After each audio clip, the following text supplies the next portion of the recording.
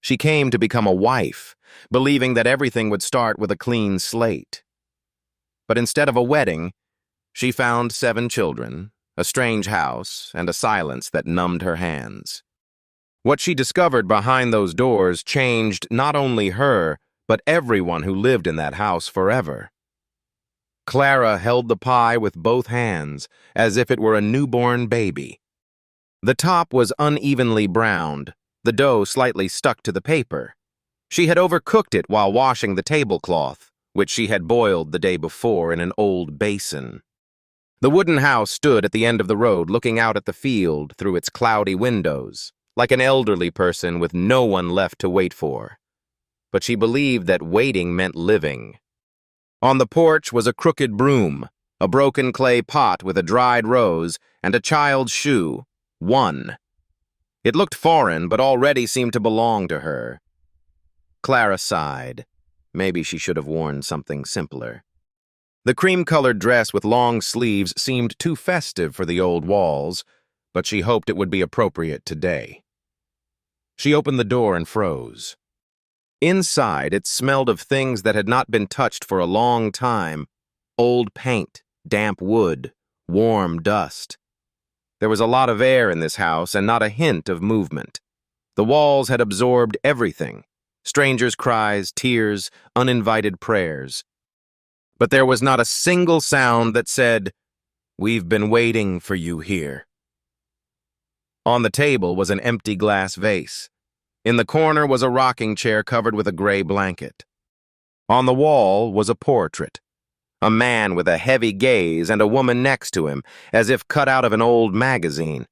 Motionless faces, in which there was neither warmth nor guilt, only the feeling that you are here temporarily.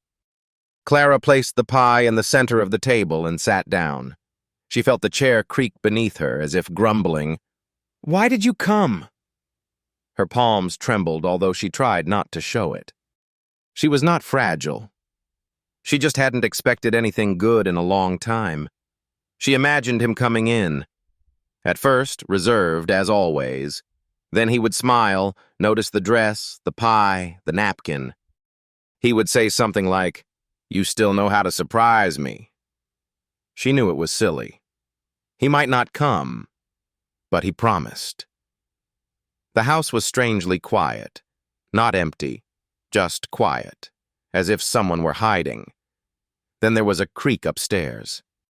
Clara shuddered. Footsteps, light, quick. 2, then another. Then a thud, as if someone had dropped a toy. She jumped up and went deeper into the house. The children were standing on the stairs. Not 1, not 2. There were many of them. 7. They stared at her without blinking. Their eyes showed alarm and distrust. No one said a word. Clara froze. Her hands dropped. Someone sniffed loudly. One of the boys yawned and walked away. She wanted to ask, "Where is he?" But her voice stuck in her throat. A girl of about 5 stepped forward and raised her chin. "Why are you here?" Clara didn't know what to say. No one had told her that there was anyone in this house. They had promised her something else. They had promised a meeting, silence, a new life. Not this. The pie remained on the table, untouched, cold. It smelled of apples and lies. What happened next changed everything. You won't want to miss how it unfolded. She didn't sleep most of the night. She lay in the old room with a sagging mattress and a hoarse draft under the door. The ceiling creaked above her, and outside the window the wind slammed against the unnailed tin sheet. But the loudest noise was inside. Thoughts, questions, memories that weren't invited, but they came anyway. Once her sister had said something to her that she had taken as envy at the time, but now it sounded like a verdict in her head. You always want too much to be loved. It's obvious from a mile away. Then Clara replied, half jokingly, half angrily, "What, is it better to be someone who is tolerated?" But many years had passed, and there was too much truth in that phrase, and too much pain. In the morning, she went down to the kitchen. No one had touched the pie. The children were sitting at the table, nibbling on crackers. The older boy was pouring water from an old jug, looking like someone who was used to doing everything himself. None of them asked who she was, and none of them said hello. It was as if she had always been there, like a shadow. She sat down in the corner. She didn't want to intrude. She just watched.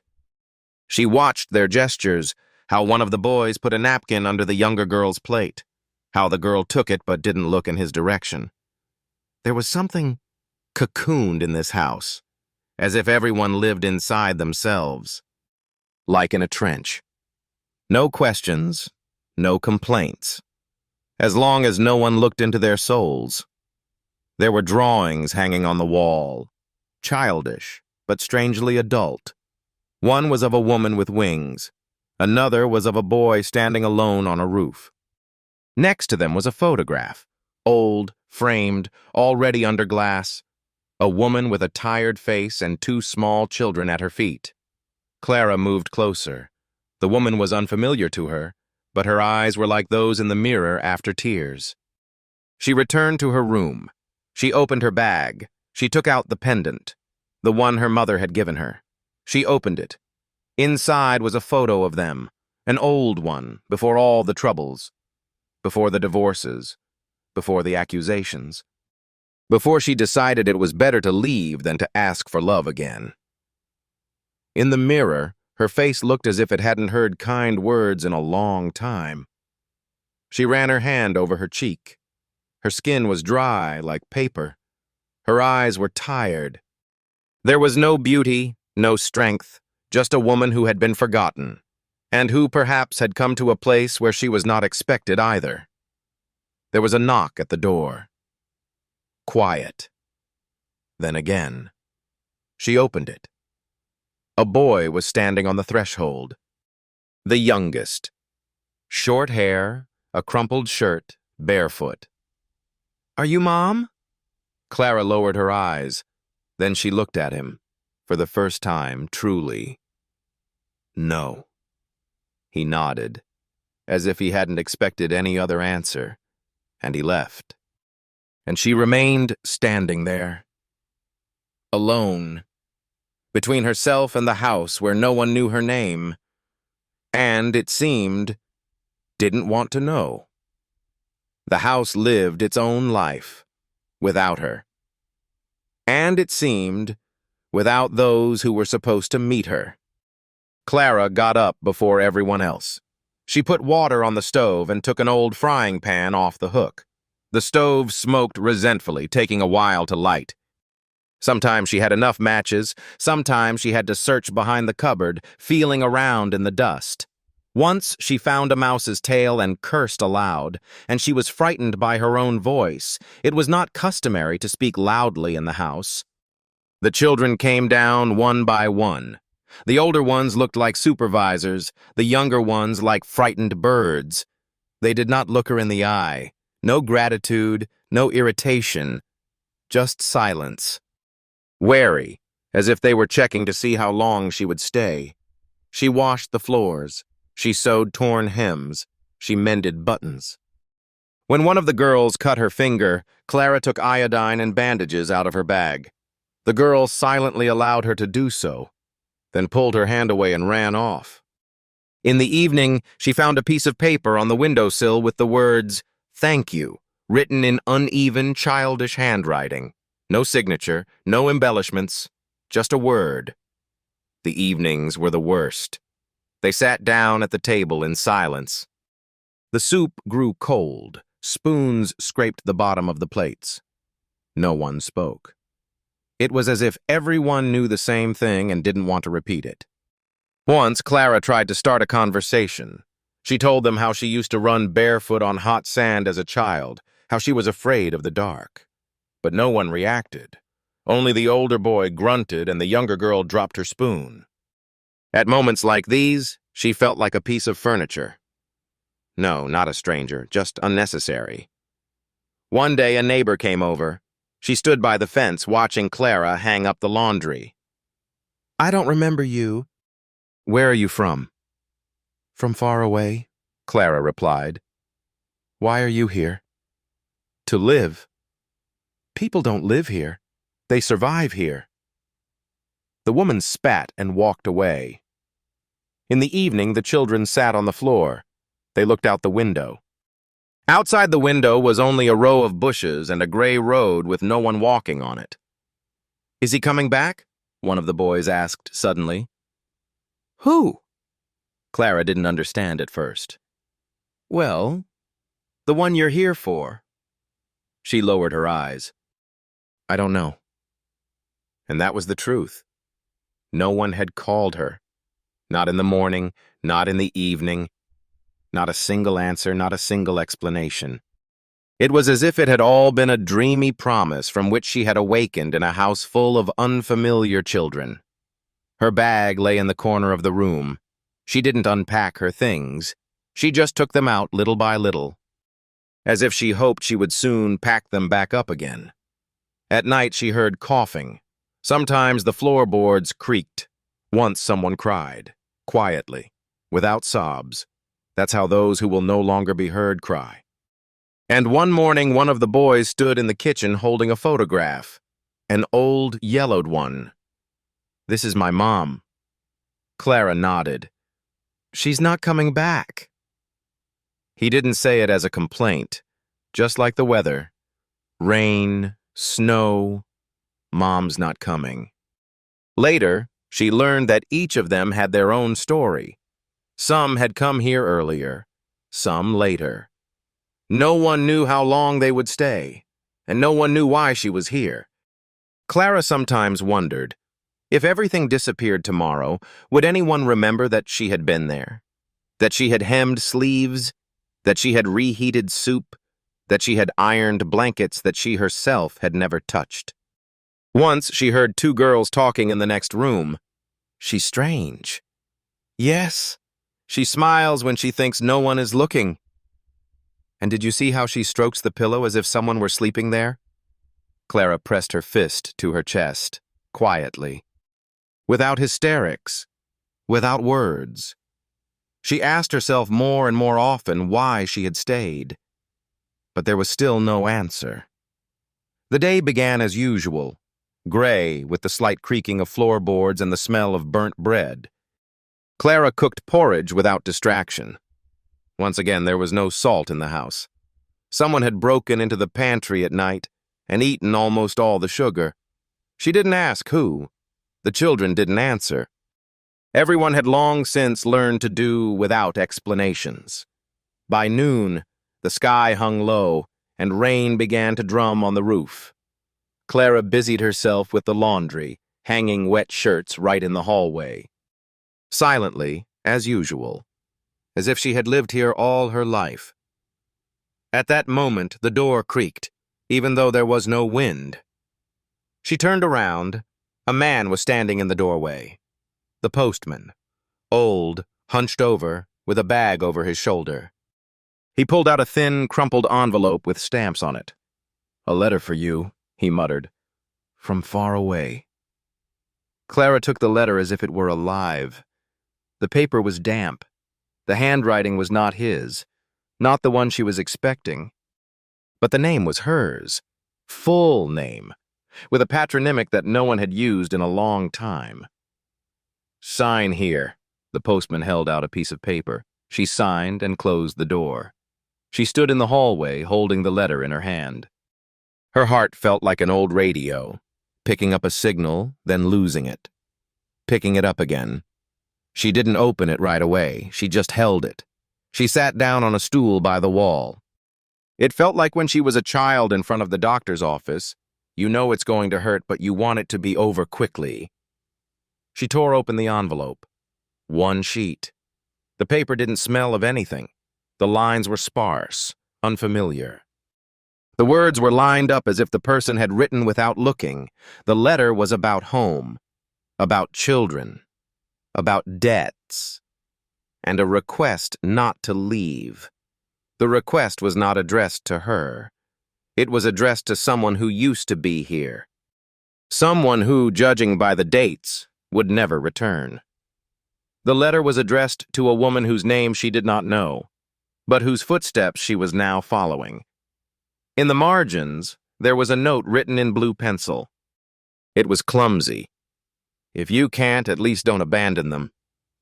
No signature. Clara froze. The paper trembled in her fingers. She reread that line over and over, as if the meaning would change the more she read it. Later, she went out into the yard. She sat down on a bench. The rain had almost stopped. Boys were kicking a ball around in the puddles. One of the girls was hiding under the branches of a lilac tree and feeding bread to a sparrow. Her gaze met Clara's for a moment, and there was neither question nor fear in that gaze, only silent anticipation. She returned to the house. The letter was still in her pocket. Now it burned like a brand. The whole next day she walked around with the feeling that she was not inside the house, but inside a narrow corridor where the walls shifted every hour. The letter lay in her bag, crumpled, sealed back up as if it did not exist. But it did. It pounded in her chest like a small fist from within. Clara stood at the sink washing cups. The older children had left in the morning. No one said where. 2 girls were quietly fussing with rags in the corner, inventing a game for themselves. The younger boy was sleeping on the sofa, pressed against a pillow, looking like an old man tired of everything. She looked at him and didn't know who he was to her. No one. But then why did it hurt so much? The neighbor appeared in the doorway. Again, as if she had waited for the right moment. "Well," she said, without bothering to be polite. "Are you leaving?" "No," Clara replied, too quickly. "That's a shame," said the woman, sitting down on the step as if she owned the place.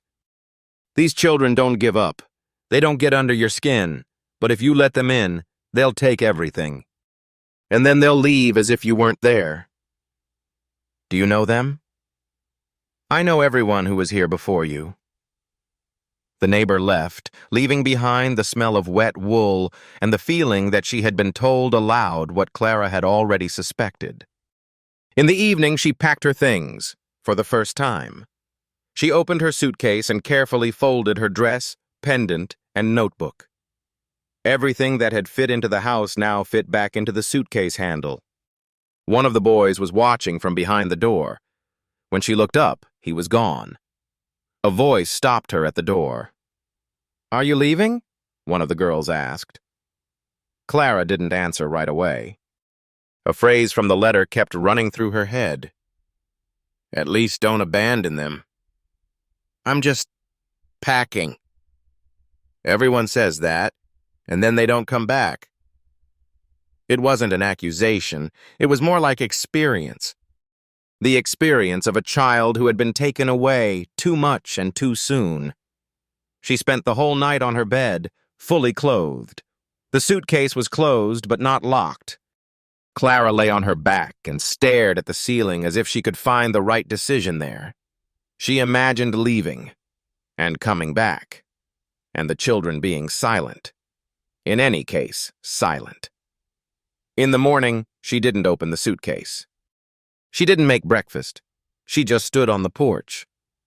The boy was rolling a ball across the dirty grass again. The girl was drawing something in the sand with a stick. One of the older children walked by and said quietly, "If you stay, it will hurt you." She turned to him. "What if I leave?" He shrugged and walked away. They didn't talk anymore. By morning, the suitcase was in the storage room. It was stuffed in carelessly, like a box of old letters that you kind of want to keep, but out of sight. Clara scrubbed the floor until it squeaked. She put a pot of oatmeal on the stove. She cut apples and placed them on top. She laid out spoons and straightened the napkins, and she knew that no one would say thank you. But it wasn't about gratitude. It was about the fact that she could no longer stand in the doorway of her own life. The children entered the room. Slowly, one by one, like in a museum where they were both exhibits and visitors. One of the boys glanced at the table. The girl reached for a cup. The eldest, The one who was always gloomy sat down last. They ate in silence, as if nothing had changed. But everything had changed. After breakfast, Clara took out a bucket and a rag. She went into the hallway and began to wash the walls.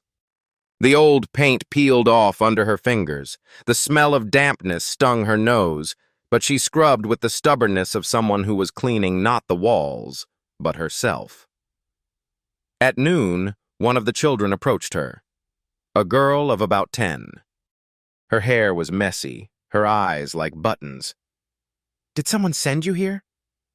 Clara looked at her. She slowly wiped her hands on her apron. "No." "Then why are you here?" She didn't answer right away.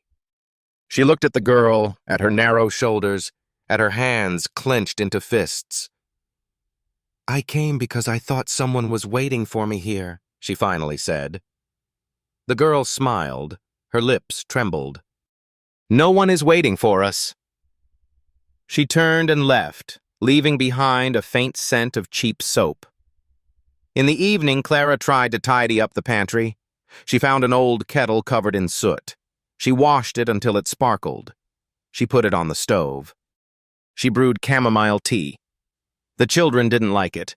They grimaced and snorted, but they drank it. "Don't you have anything better to do?" asked one of the older ones. "I have something to lose," she replied.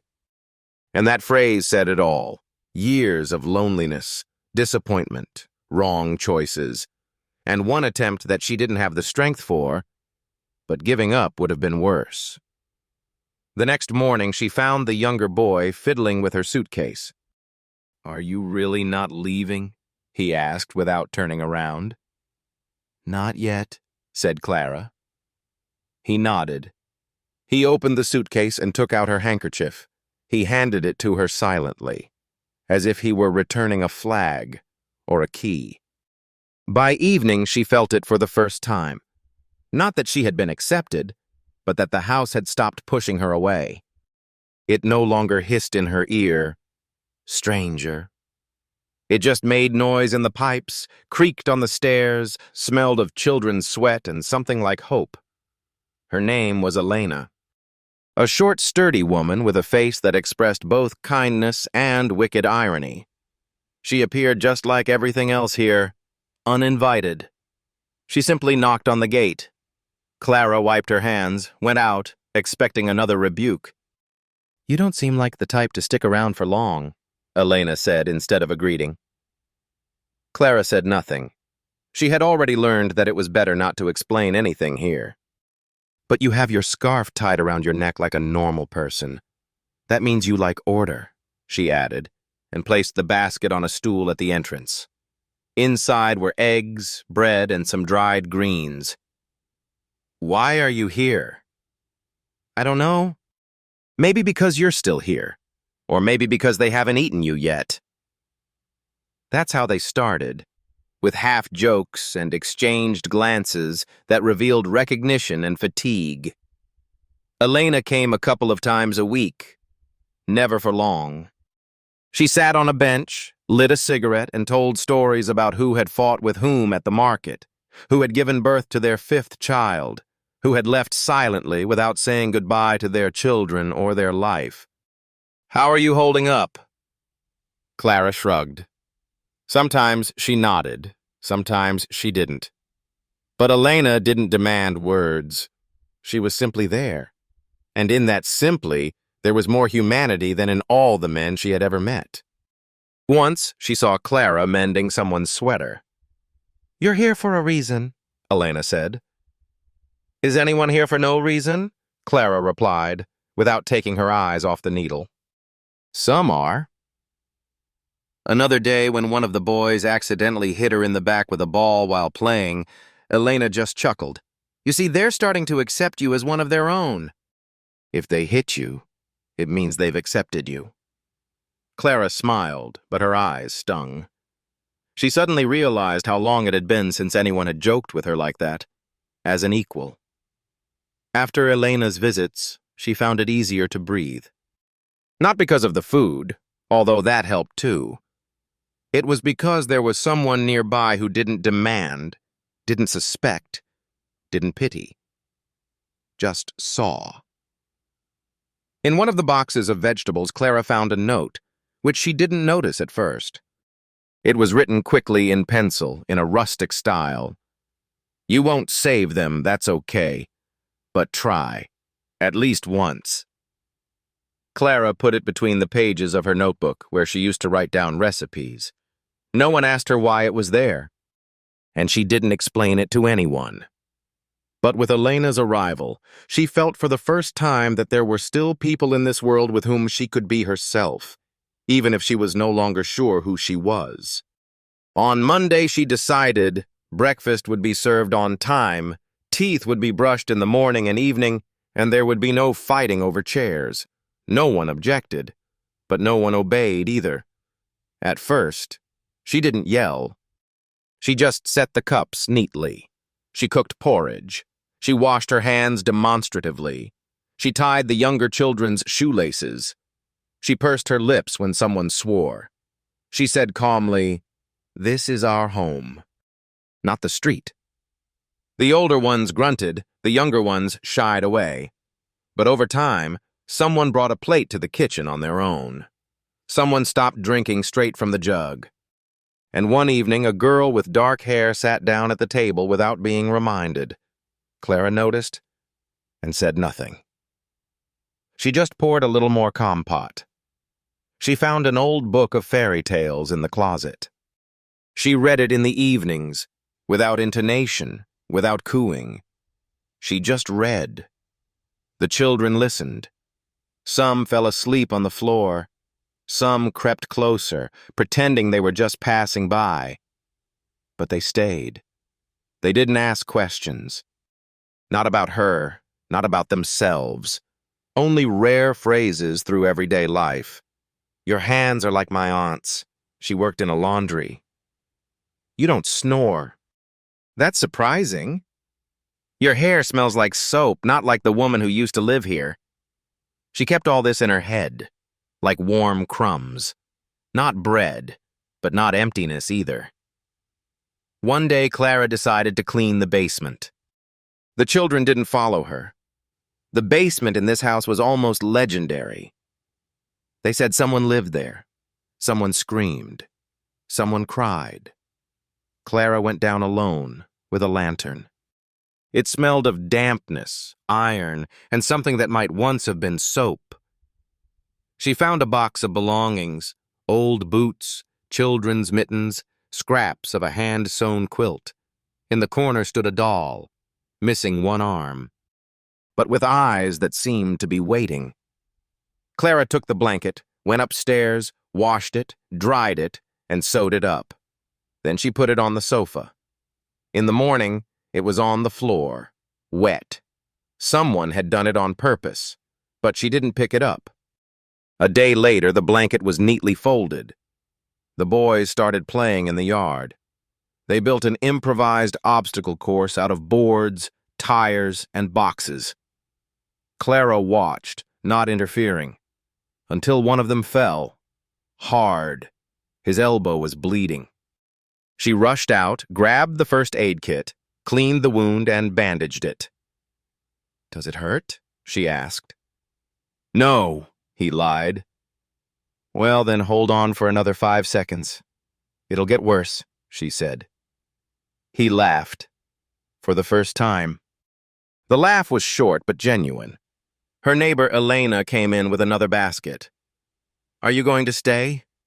"Haven't I already stayed?" "Then don't relax. These children are like water in a sieve. Just when you think you've got a grip on them, everything spills out." Clara nodded, but she wasn't smiling anymore, because she knew Elena was right. Sometimes she didn't sleep at night. She just sat by the window and watched the moon creep across the roof of the barn. The house was quiet, sometimes too quiet. On nights like that, she felt that something was wrong in this house, something more than just fatigue. As if the walls remembered something, or were hiding something. In the morning, everything became mundane. Bread, porridge, a broken mug, an argument over a pillow. But inside, the anxiety grew, not like fear, like knowledge. Soon, something would change. She looked for candles. The electricity was out again. Rain was lashing the roof. The wind was tearing at the shutters. The children huddled together, silent as if before a storm. The older boy went to get nails. The younger ones huddled under a blanket. Clara went down to the basement. The lantern flickered. Her fingers trembled. There was a box on the shelf, the one she hadn't touched last time. Dust settled on it like a curse. But she opened it. First there was paper, certificates, receipts. Then there were photographs. A woman, the one from the portrait in the room. Her smile was almost happy. Next to her was a man in uniform. The very one she had been waiting for. The one who was supposed to meet her. On the back was a signature. With love, to my 7. Below were names, all familiar, all those who were now sleeping upstairs. Clara sat down on the box. The sheet trembled in her hands, then another photo, a woman with a baby, then without, then just children. In the last one, only boys. In the corner, written in ink, she won't be coming back. There was a diary in the box. Old, with a rag cover and faded lines. It wasn't a confession. It was a cry, only written quietly. The woman, the one who had been here before her, wrote about how hard it was to be alone. How the children cried at night calling for a father who was not there. How the neighbors closed their gates and letters arrived with no return address. How it was harder and harder to get up in the morning when no one said thank you to you. Clara didn't finish reading. It became difficult for her to breathe. She left the basement barefoot, holding the note in her hands. The paper was soggy under her fingers. Lightning struck somewhere nearby, and the house shook. The children were asleep. They were huddled together, as if waiting to be torn apart again and sent to different addresses. On one of the girl's pillows lay a pendant, not hers, but someone else's. Clara didn't ask where it came from.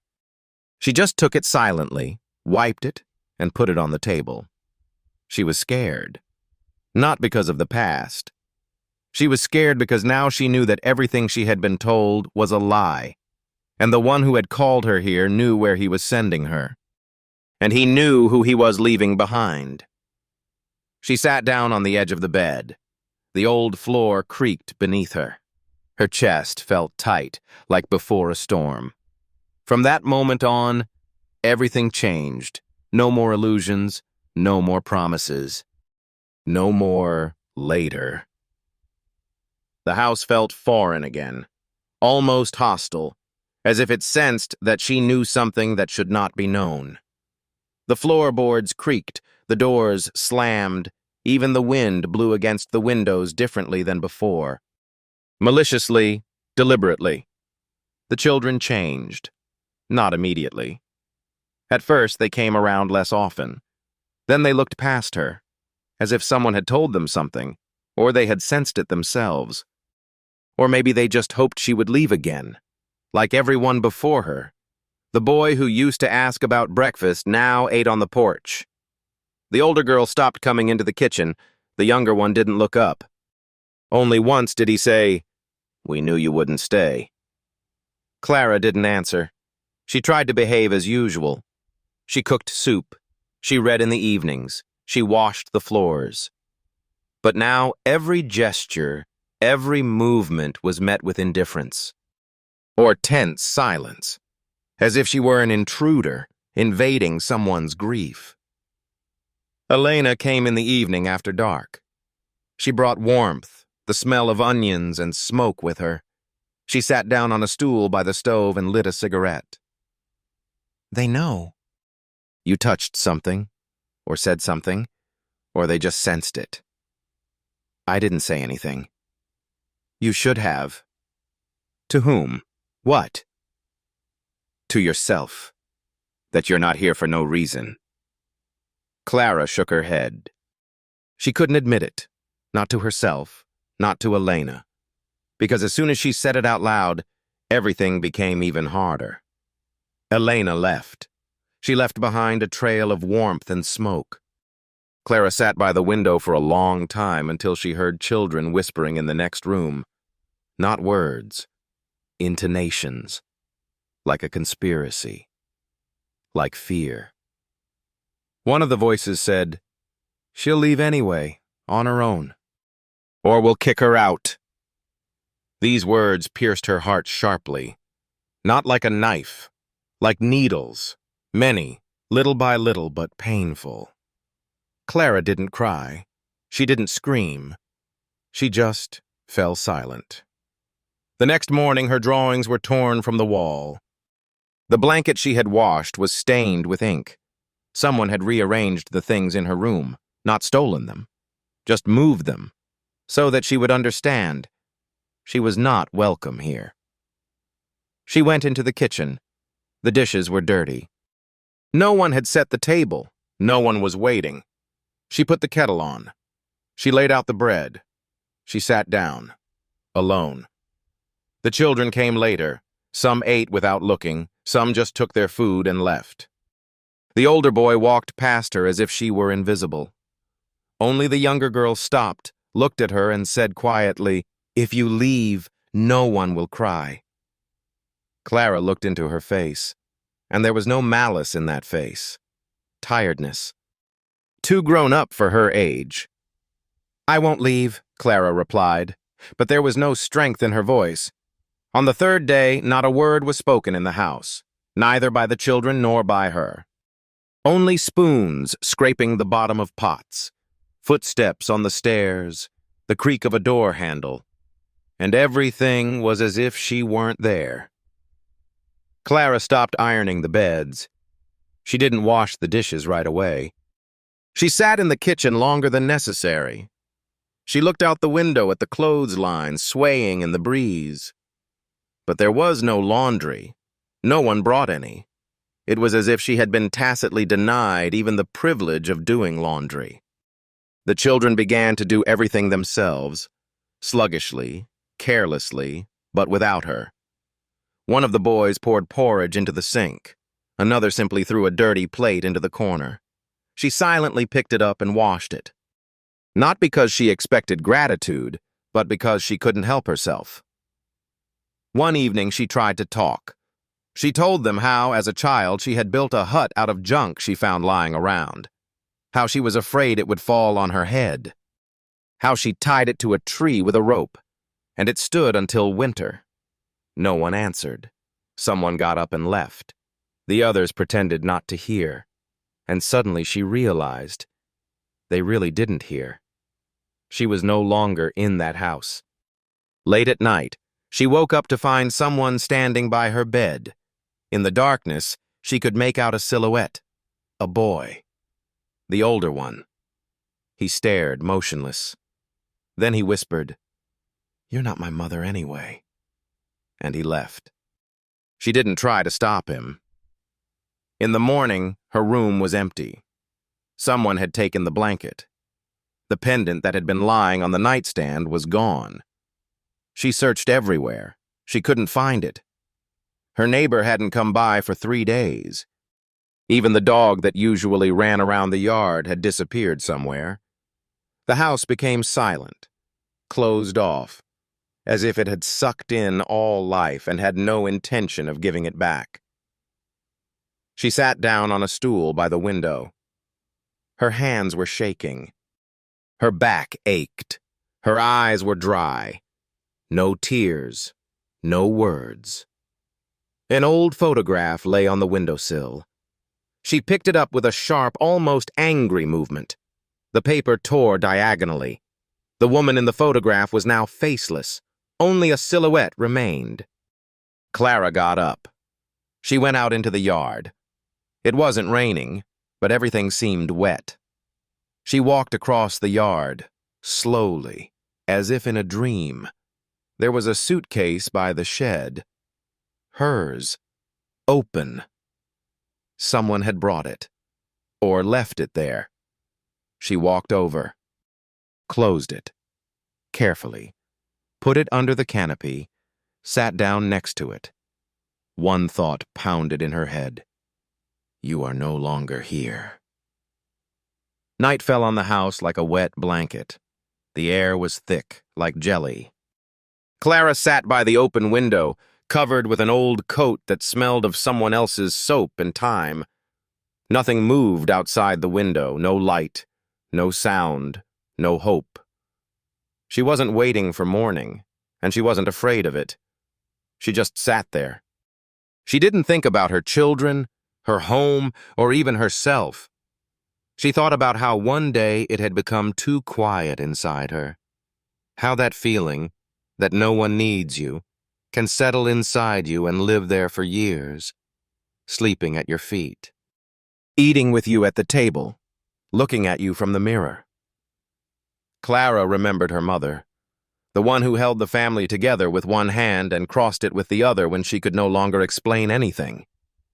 Her mother had a quiet gaze, and a strong one, so strong that her silence alone made you want to straighten up and disappear.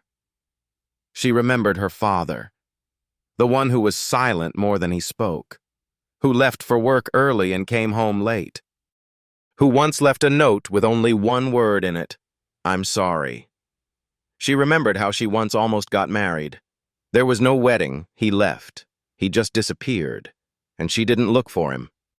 Because it was embarrassing to look for someone who didn't care about her. It was better to pretend that she had left too.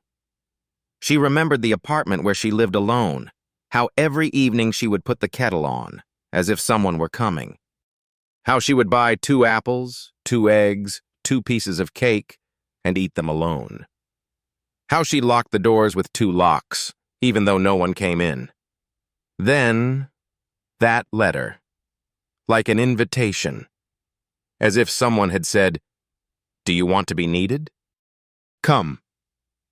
And she went. Not because she believed, but because she wanted to believe. She wanted to feel again that someone was waiting for her, that she could be useful, that someone would say, "I need you." But no one said it. She sat on the floor, hugging her knees like a little girl who had had her toy taken away. Only in her case, the toy was a sense of belonging. She didn't want to be a mother. She didn't want to be a saint. She wanted to be alive. She asked herself, if I were gone tomorrow, who would notice? The answer was too simple and too painful. And yet, inside, amid the fatigue and pain, something stirred, something small, something shapeless, like a thought or an intention. If you've lost everything, then you have nothing to fear. She got up early in the morning, before the children, before the sun. The house was full of the musty breath of the night, dampness and something nameless that accumulates in old corners when no one looks at them for a long time. Clara didn't turn on the light. She moved as if in water, slowly with resistance. But she moved. The kitchen was cold. She put on her coat and went about her business. She put the kettle on the stove, peeled potatoes, swept the floor. Not because she was expecting guests, not because anyone asked her to, but because it was her home. Yes, hers, not someone else's, not temporary. She no longer felt like a guest in this cursed place. She was the one who stayed. The children came down one by one, without a word. They looked past her, as before. But she no longer caught their glances. She didn't catch them because she didn't need them. "Breakfast is on the table," she said simply. Some took it, some walked past. The boy who had previously watched her with suspicion poured himself some porridge and said quietly, "It's hot, that's good." Clara didn't smile, she just nodded. Her face was calm, like a lake before a storm. Then she opened the pantry. She took out an old box of things. She pulled out children's sweaters, books, torn albums. She laid everything out on the table. She didn't ask whose it was. She just laid it out. "Take what you need." We'll throw away what we don't need, she said, like a mother announcing rules without asking for opinions. One of the boys came up, took a book, and left. The others followed. In the evening, Clara took a broom and went out onto the porch. The broom was old, like everything else here, but with each movement, dust rose, and with it, something else. Something heavy, invisible, as if she were sweeping away the remnants of fear. Elena came unexpectedly, without a basket, without words. She just sat down next to her on the bench. She was silent for a long time. Then she asked, "Are you staying?" "No," said Clara. "I'm here now." They were silent for another minute. Then Elena stood up, touched her shoulder, and left. Without words, without approval. Clara was left alone. She looked at the house. It didn't become brighter. It didn't become kinder. But it didn't mind. Or at least it stopped pushing her away. For the first time in all this time, she didn't feel squeezed. She felt empty, but not broken.